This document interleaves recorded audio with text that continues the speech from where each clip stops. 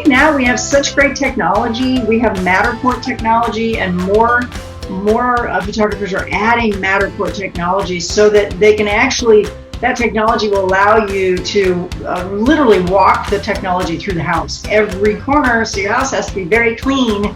Every corner can't have, no dust and, wipe the baseboards. I definitely think there's a learning curve. Change is hard for some people, and learning new technologies is not always easy. So our MLS has created a virtual open house drop-down menu where we schedule a virtual open house, and then you host it and everybody logs in and there it is, and you're live there to answer questions. And I just don't know that every realtor is going to do that or going to go to that degree. It's not an easy thing when you can't pop over and look at a house for a client. So you have to be a little creative and innovative. And it's really cool. I mean, even last week I was on a board of directors meeting with my association where I'm a director. And it was a very quick, fast, efficient meeting. And I wouldn't be surprised if they continue doing that, because it saves time and money and people go about their day. The role of the agent in the recession is different than the role of an agent now, because I believe that back then in the recession, we had our short sales and we were all getting short sale designations to manage those. Really, clients are really looking to us for information.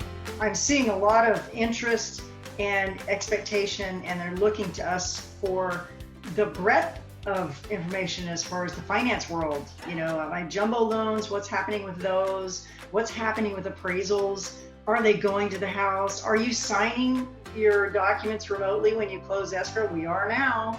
So they look to us for that. The role of the agent is even more important than ever. I mean, if you can imagine, a for sale by owner right now is getting zero traction. And so even I think home sellers are going to rely on us more going forward, because we have the tools that they don't. So I think our role has increased, I think, exponentially. Trust is so important in any industry, but specifically when you're spending hundreds of thousands of dollars, you want to make sure that you have the capability to get this sale done for someone. So it's critical. They need to trust us. So I think showing homes is the most difficult virtually in the virtual open houses. That helps. Matterport technology helps, and then they can actually take a picture of the house and take the roof off and look at that floor plan to see, is that floor plan going to work for me? When you list a house for sale, for a buyer's perspective, the first 6 photos should be of the best features, because that's what gets them to continue on to the rest of the listing. Recovery in the industry depends on what was pre-existing in that real estate market in that area.